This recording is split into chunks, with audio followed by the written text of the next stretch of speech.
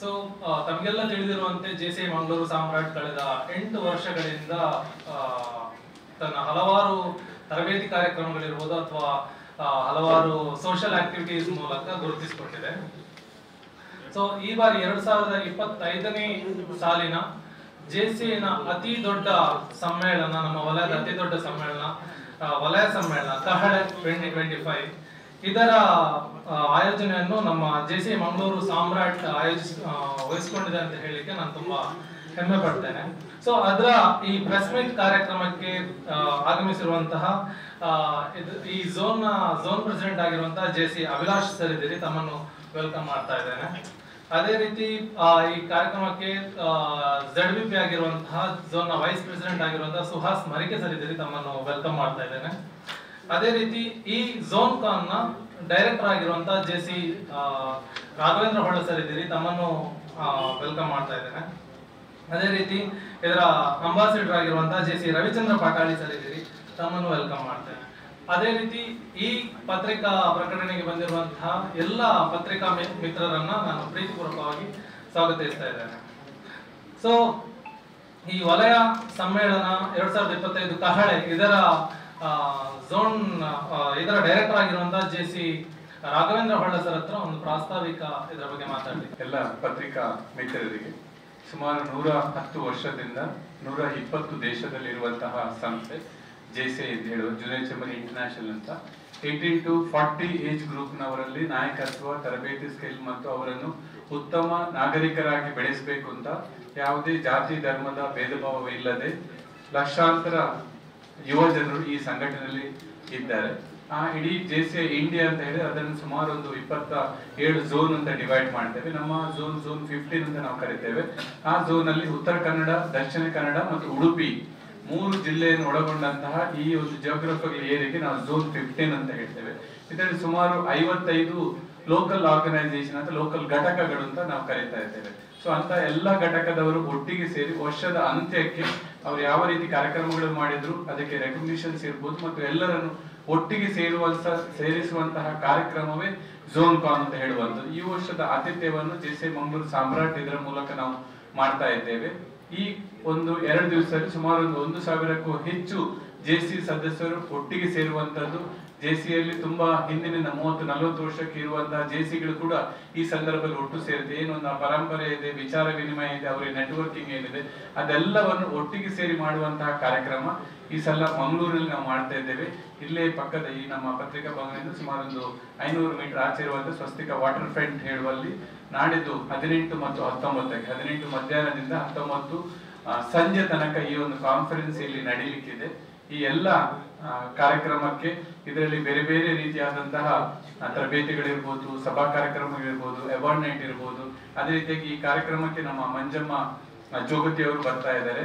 ಅವರು keynote speaker ಆಗಿ ಅವರು ಈ ಕಾರ್ಯಕ್ರಮಕ್ಕೆ ಬರ್ತಾ ಇದ್ದಾರೆ. ಅದೇ ರೀತಿಯಾಗಿ ಜೀವಮಾನದ ಉತ್ತಮ ಒಂದು ಸಾಧನೆಗೋಸ್ಕರ ನಮ್ಮ ಮಾಜಿ ಸಚಿವರಾದಂತಹ ಕೃಷ್ಣ ಜೆ ಪಾಳೆಮಾರ್ ಅವರನ್ನು ನಾವು ಸನ್ಮಾನ ಮಾಡ್ಲಿಕ್ಕಿದೆ. ಯಾಕೆಂದ್ರೆ ಯುವಕರಿಗೆ ಒಂದು ಸ್ಫೂರ್ತಿ, ಕೇವಲ ಒಬ್ಬ ಬಸ್ಸಿನ ಕಂಡಕ್ಟರ್ ಆದವರು ಅವರ ಸ್ವಪ್ರಯತ್ನದಿಂದ ಬೆಳೆದು ಒಂದಷ್ಟು ವಿದ್ಯಾಸಂಸ್ಥೆ ಇರ್ಬೋದು ಅಥವಾ ವ್ಯವಹಾರ ಇರ್ಬೋದು, ರಾಜಕೀಯದಲ್ಲಿರ್ಬೋದು, ಎಲ್ಲರೊಟ್ಟಿಗೆ ಬೆರೆಸಿಕೊಂಡು ಹೋಗುವಂತಹ ವ್ಯಕ್ತಿತ್ವ ಮಾದರಿ ಆಗ್ಬೇಕು ಹೇಳೋ ದೃಷ್ಟಿಯಿಂದ ಅವರನ್ನು ಸನ್ಮಾನಿಸ್ತಾ ಇದ್ದೇವೆ. ಅದೇ ರೀತಿಯಾಗಿ ನಮ್ಮ ಪೂರ್ವ ರಾಷ್ಟ್ರೀಯ ಉಪಾಧ್ಯಕ್ಷರಾದಂತಹ ಪುರಂದರಿ ಅವರು ಈ ಕಾರ್ಯಕ್ರಮವನ್ನು ಉದ್ಘಾಟನೆ ಮಾಡ್ಲಿಕ್ಕಿದ್ದಾರೆ. ಇದರ ಅಧ್ಯಕ್ಷತೆಯನ್ನು ನಮ್ಮ ZP ಆದಂತಹ ಅಭಿಲಾಷ್ ಇವರು ನಡೆಸಲಿಕ್ಕಿದ್ದಾರೆ. ಅದರೊಂದಿಗೆ ಅಶೋಕ್ ಆರ್ ಭಟ್ ಅಂತ ನ್ಯಾಷನಲ್ ವೈಸ್ ಪ್ರೆಸಿಡೆಂಟ್ ಈ ಕಾರ್ಯಕ್ರಮಕ್ಕೆ ಬರ್ತಾ ಇದ್ದಾರೆ. ಗೆಸ್ಟ್ ಆಫ್ ಆನರ್ ಆಗಿ ವೈ ಸುಕುಮಾರ್ ಪಡುಬಿದ್ರಿ ಅವರು, ಅದೇ ರೀತಿಯಾಗಿ ಅಲನ್ ರೋಹನ್ ವಾಸ್ ಅವರು ಇರ್ತಾರೆ. ಅದೇ ರೀತಿಯಾಗಿ ನಮ್ಮ ಇಮಿಡಿಯೇಟ್ ಪಾಸ್ಟ್ ಪ್ರೆಸಿಡೆಂಟ್ ಆದಂತಹ ಗಿರೀಶ್ ಅವರು ಮತ್ತು JSC ಅಂತ ಸೀನಿಯರ್ಸ್ ಆಫ್ಟರ್ 40 ಜೆಸಿಯಲ್ಲಿ ಇರುವಂತಹವರಿಗೆ JSC ಅಂತ ಸಂಘಟನೆ ಇದೆ, ಅದರ PDM ಆಶಾ ಅಲನ್ ಅವರು ಈ ಕಾರ್ಯಕ್ರಮದಲ್ಲಿ ಭಾಗವಹಿಸಲಿಕ್ಕಿದ್ದಾರೆ. 2 ದಿವಸ ಕೂಡ ಒಂದಷ್ಟು ಸಾಂಸ್ಕೃತಿಕ ಕಾರ್ಯಕ್ರಮ ಇರುವುದು, ಸಭಾ ಕಾರ್ಯಕ್ರಮ ಇರುವುದು, ಅವಾರ್ಡ್ ನೈಟ್ ಇರುವುದು, ಇದೆಲ್ಲ ಕಾರ್ಯಕ್ರಮಗಳು ಇಲ್ಲಿ ನಡೀಲಿಕ್ಕಿದೆ.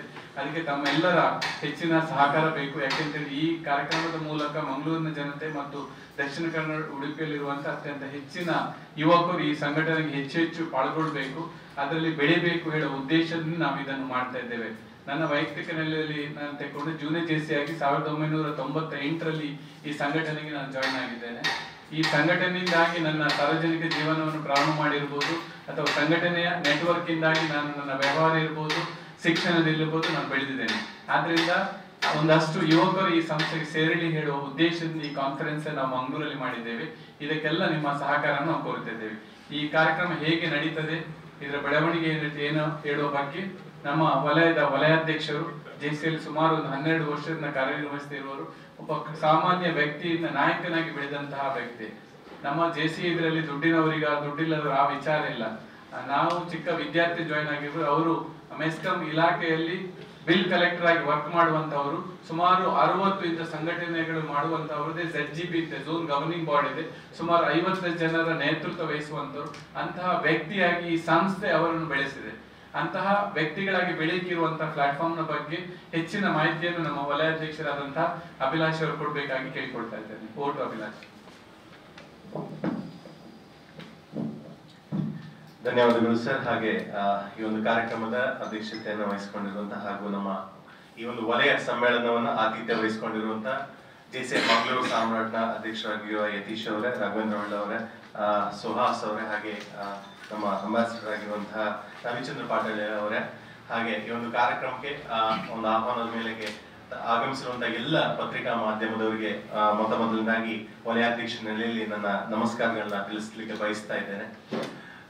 ಸ್ನೇಹಿತರೆ, ಈಗಾಗಲೇ ನಮ್ಮ ಹೊಳ್ಳ ಸರ್ ಅವರು ನಿಮ್ಗೆ ಈ ಒಂದು ಜೆಸಿ ಸಂಸ್ಥೆ ಬಗ್ಗೆ, ಕಾನ್ಫರೆನ್ಸ್ ಬಗ್ಗೆ ಒಂದಿಷ್ಟು ಮಾಹಿತಿಗಳನ್ನ ನೀಡಿದ್ದಾರೆ.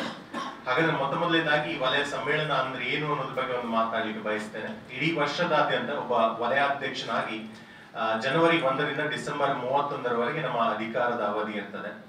ಜೆಸಿ ಸಂಸ್ಥೆ ಅನ್ನುವಂಥದ್ದು ನಾಯಕತ್ವದ ಸಂಸ್ಥೆ ಯಾಕೆ ಅಂತ ನೀವು ಪ್ರಶ್ನೆ ಮಾಡಿದ್ರೆ, ಇಲ್ಲಿ ಒಬ್ಬರಿಗೆ ಒಬ್ಬ ಘಟಕಾಧ್ಯಕ್ಷನಾಗಿ, ಒಂದು ನಮ್ಮ LO ಪ್ರೆಸಿಡೆಂಟ್ ಆಗಿ, ಅಥವಾ ವಲಯಾಧ್ಯಕ್ಷನಾಗಿ, ಅಥವಾ ನಮ್ಮ ರಾಷ್ಟ್ರದ ಒಂದು ಜೆಸಿ ಭಾರತದ ಒಬ್ಬ ಅಧ್ಯಕ್ಷನಾಗಿ, ಅಥವಾ ಜಗತ್ತಿನ ವರ್ಲ್ಡ್ ಪ್ರೆಸಿಡೆಂಟ್ ಆಗಿ ಅಧ್ಯಕ್ಷನಾಗ್ಲಿಕ್ಕೆ ಇರುವಂತದ್ದು ಕೇವಲ ಒಂದೇ ವರ್ಷ, 365 ದಿನಗಳು ಮಾತ್ರ. ಸೊ ಈ ಅವಧಿಯಲ್ಲಿ ಅವರ ನಾಯಕತ್ವಕ್ಕೆ ಅವಕಾಶ ಇರ್ತದೆ. ಮುಂದಿನ ವರ್ಷಕ್ಕೆ ಮತ್ತೆ ಜನವರಿ 1ರಿಂದ ಹೊಸ ಘಟಕಾಧ್ಯಕ್ಷರು, ವಲಯಾಧ್ಯಕ್ಷರು ಈ ರೀತಿಯಾಗಿ ಆಯ್ಕೆ ಆಗ್ತಾರೆ. ಅಂತಹ ಒಂದು ಆಯ್ಕೆ ಆಗುವಂತಹ ಸ್ಥಳ ನಮ್ಮ ವಲಯ ಸಮ್ಮೇಳನ. ಈ ಒಂದು ವಲಯ ಸಮ್ಮೇಳನ ಇಡೀ ನಮ್ಮ ಜನವರಿ 1ರಿಂದ ಇಲ್ಲಿಯವರೆಗೆ ಯಾರೆಲ್ಲ ಒಂದು ಘಟಕಾಧ್ಯಕ್ಷರಾಗಿ ಕಾರ್ಯಕ್ರಮಗಳನ್ನು ಮಾಡಿರ್ತಾರೆ, ಬೇರೆ ಬೇರೆ ವಿಭಾಗಗಳನ್ನ ಪ್ರತಿನಿಧಿಸಿರ್ತಾರೆ, ಉತ್ತಮ ರೀತಿಯಲ್ಲಿ ಸಾಧನೆ ಮಾಡಿರ್ತಾರೆ, ಅವರಿಗೆ ಗೌರವಿಸಿ ಸನ್ಮಾನವನ್ನು ಮಾಡಿ ಅಥವಾ ಪ್ರಶಸ್ತಿಗಳನ್ನ ನೀಡುವಂತಹ ಒಂದು ಸಂದರ್ಭ ಇದರಲ್ಲಿ ಇರ್ತದೆ. ಮೊದಲನೇದಾಗಿ ನಮ್ಮ ಶನಿವಾರ ಸಂಜೆ ಒಂದು ಮೆರವಣಿಗೆ ಮೂಲಕ ಕಾರ್ಯಕ್ರಮ ಪ್ರಾರಂಭವಾಗಿ ಫ್ಲಾಗ್ ಹಾಸ್ಟಿಂಗ್ ಆಗ್ತದೆ. ಸೊ ತದನಂತರ ಇದರ ಉದ್ಘಾಟನಾ ಸಮಾರಂಭ ನಡೀತದೆ. ಉದ್ಘಾಟನಾ ಕಾರ್ಯಕ್ರಮದಲ್ಲಿ ಯಾರೆಲ್ಲ ಭಾಗಿಯಾಗ್ತಾರೆ ಅನ್ನೋದ್ರ ಬಗ್ಗೆ ಈಗಾಗಲೇ ನಮ್ಮ ಕಾನ್ಫರೆನ್ಸ್ ಡೈರೆಕ್ಟರ್ ಅವರು ತಿಳಿಸಿದ್ದಾರೆ. ತದನಂತರ ರಾತ್ರಿಯ ಸಂಜೆ ನಂತರ ಒಂದು 9 ಗಂಟೆಗೆ ಒಂದಿಷ್ಟು ಎಂಟರ್ಟೈನ್ಮೆಂಟ್ ಕಾರ್ಯಕ್ರಮದ ಜೊತೆಗೆ ನಮ್ಮ ಅವಾರ್ಡ್ ಸೆರೆಮನಿ ಕಾರ್ಯಕ್ರಮ ಆರಂಭ ಆಗ್ತದೆ. ಸೊ ಅವಾರ್ಡ್ ಸೆರೆಮನಿ ನಂತರ ಮುಂದಿನ ವರ್ಷದ ಯಾರೆಲ್ಲ ಅಭ್ಯರ್ಥಿಗಳಿದ್ದಾರೆ, ಯಾರೆಲ್ಲ ಈಗಾಗಲೇ ನಾಮಪತ್ರವನ್ನ ಸಲ್ಲಿಸಿದ್ದಾರೆ, ವಲಯ ಉಪಾಧ್ಯಕ್ಷರು ಹಾಗೂ ವಲಯಾಧ್ಯಕ್ಷರ ಹುದ್ದೆಗೆ ಯಾರು ನಾಮಪತ್ರ ಸಲ್ಲಿಸಿರ್ತಾರೆ ಅವರಿಗೆ ಒಂದಿಷ್ಟು ಇಂಟರ್ವ್ಯೂ ಇರ್ತದೆ. ತದನಂತರ ಮರುದಿನ ಭಾನುವಾರದ ಬೆಳಗ್ಗೆ ಮತ್ತೆ ನಮ್ಮ ಕಾರ್ಯಕ್ರಮ ಪುನರಾರಂಭ ಆಗ್ತದೆ.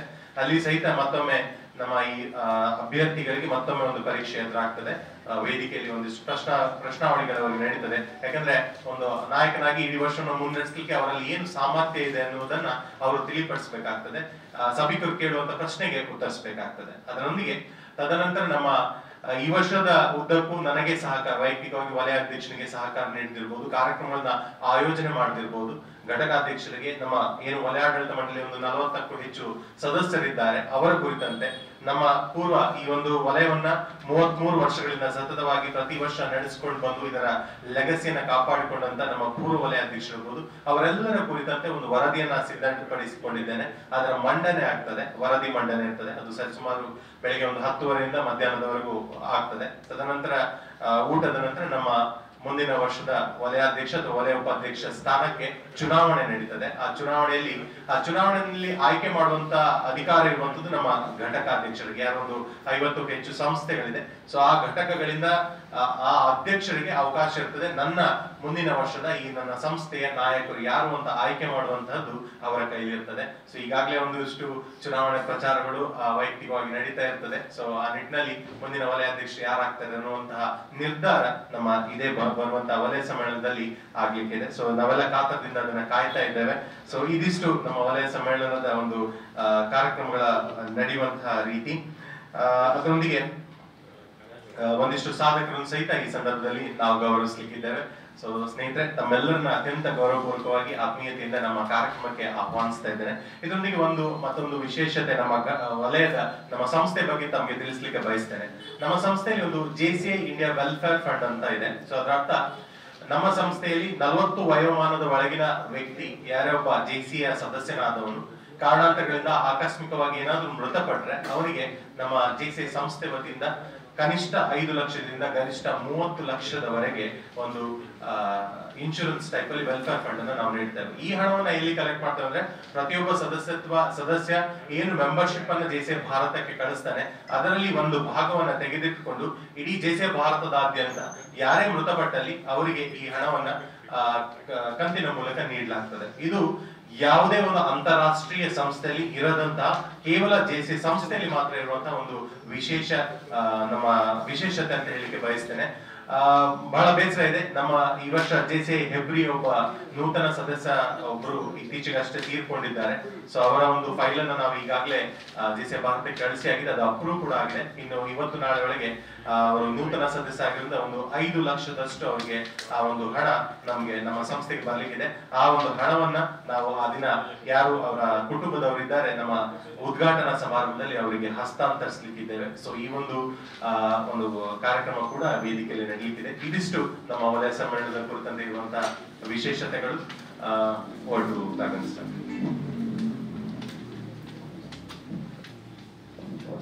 18ನೇ ತಾರೀಕು ಸಂಜೆ 4ರಿಂದ 4:15 ಮಂಜಮ್ಮ ಜೋಗತಿ ಒಟ್ಟಿಗೆ ಸಂವಾದ ಕಾರ್ಯಕ್ರಮ ಅಂತ ಇಟ್ಟಿದೆ. ಆಸಕ್ತರು ಅದರಲ್ಲಿ ಭಾಗವಹಿಸಬಹುದು. ಅದಾದ ನಂತರ 4:15ರಿಂದ 5:30 ತನಕ ಎಂಟರ್ಟೈನ್ಮೆಂಟ್ ಕಾರ್ಯಕ್ರಮ. ಅದೇ ರೀತಿಯಾಗಿ 5:30ರಿಂದ 6ಕ್ಕೆ ಒಂದು ಪ್ರೊಸೆಷನ್ ಇತ್ತು. ಅದರೊಟ್ಟಿಗೆ ಒಂದು 40 ಜನರ ಪೂಜಾ ಕುಣಿತದ ತಂಡ ಇರ್ತದೆ. ಇದು ಸಾಂಸ್ಕೃತಿಕ ಕಾರ್ಯಕ್ರಮ ಇತ್ತು. ಅದಾದ ನಂತರ ಸ್ಟೇಜ್ ಫಂಕ್ಷನ್ ಆದ ನಂತರ ಚೇತನಾಸ್ ಬ್ಯೂಟಿ ಲಾನ್ಸ್ ಮತ್ತು ಅವರ ಒಂದು ಸಂಯುಕ್ತ ಟೀಮ್ ನ ಇದರಿಂದ ಒಂದು ಫ್ಯಾಷನ್ ಶೋ ಕಾರ್ಯಕ್ರಮ ನಡೆಯಲಿಕ್ಕಿದೆ. ಅದಾದ ನಂತರ ಅವಾರ್ಡ್ ಸೆರೆಮನಿಯ ನಡುವಲ್ಲಿ ನಮ್ಮ ಜ್ಞಾನ ಐತಾಡ್ ಅವರ ಹೆಜ್ಜೆನಾದ ತಂಡದಿಂದ ಸಾಂಸ್ಕೃತಿಕ ಕಾರ್ಯಕ್ರಮ ನಡೆಯಲಿಕ್ಕಿದೆ. 2ನೇ ದಿವಸ ಬೆಳಿಗ್ಗೆ 8 ಗಂಟೆಯಿಂದ ಸುಮಾರು 11 ಗಂಟೆ ತನಕ ಸ್ಥಳೀಯರಿಗೆ ಮತ್ತು JCI ಸದಸ್ಯರಿಗೆ JSW ಕಂಪನಿಯಿಂದ ಉಚಿತ ಕಣ್ಣು ತಪಾಸಣಾ ಶಿಬಿರ ಮತ್ತು ಕನ್ನಡಕ ಕೊಡುವಂತ ಕಾರ್ಯಕ್ರಮ. ಅದೇ ರೀತಿಯಾಗಿ ಸ್ವಸ್ತಿಕ್ ನ್ಯಾಷನಲ್ ಬಿಸಿನೆಸ್ ಸ್ಕೂಲ್ ಮತ್ತು ನಿಟ್ಟೆ ಮತ್ತು ಮ್ಯಾಂಗ್ಳೂರ್ SEZ ನ ಸಂಯುಕ್ತ ಆಶ್ರಯದಲ್ಲಿ ಉಚಿತ ಡೆಂಟಲ್ ಕ್ಯಾಂಪ್ ಮತ್ತು ಆರೋಗ್ಯ ತಪಾಸಣಾ ಶಿಬಿರವನ್ನು ಕೂಡ ಇದೇ ಸಂದರ್ಭದಲ್ಲಿ ನಾವು ಮಾಡ್ತಾ ಇದ್ದೇವೆ. ಯಾಕೆಂತ ಹೇಳಿದ್ರೆ ನಾಗರಿಕರೊಂದಿಗೆ ಸಂಪರ್ಕ ಇರಬೇಕು ಮತ್ತು ಜನಗಳಿಗೆ ಕೂಡ ಅವಕಾಶ ಸಿಗ್ಲಿ ಅಂತ ಹೇಳಿ ಸಾಮಾಜಿಕ ಕಳಕಳಿ, ಸಾಂಸ್ಕೃತಿಕ ಮತ್ತು ಸೈದ್ಧಾಂತಿಕವಾಗಿ JCI ಕಾರ್ಯಕ್ರಮಗಳು ಒಟ್ಟು ಸೇರಿ ಇದೊಂದು ಜಾತ್ರೆಯ ರೂಪದಲ್ಲಿ ನಾವು ಇದನ್ನು ಮಾಡ್ತಾ ಇದ್ದೇವೆ. ಇದರ ಬಗ್ಗೆ ಹೆಚ್ಚಿನ ಮಾಹಿತಿಗಳು ಅಥವಾ ಪ್ರಶ್ನೆಗಳು ಏನಾದಿದ್ರೆ ದಯವಿಟ್ಟು ತಾವು ಕೇಳ್ಬೋದು.